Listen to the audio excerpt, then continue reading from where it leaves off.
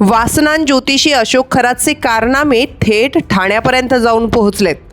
तिथल्या महापालिकेचे त्यावेळचे सहाय्यक आयुक्त महेश आहेरनं एका कर्मचारी महिलेला थेट खरातच्या दरबारात आणलं आणि तिच्यावर बलात्कार केल्याचं समोर आलं आहे।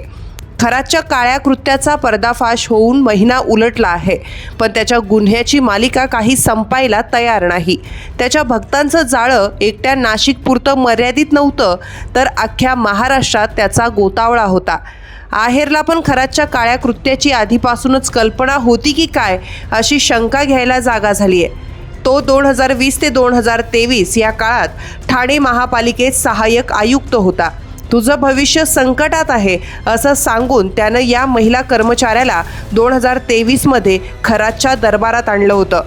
खरात हेच तुला यातून बाहेर काढू शकतात असंही आहेरनं तिला सांगितलं। या ठिकाणी तिला शीतपेयातून गुंगीचं औषध देऊन तिच्यावर बलात्कार करण्यात आला आणि याचं चित्रीकरणही करण्यात आलं।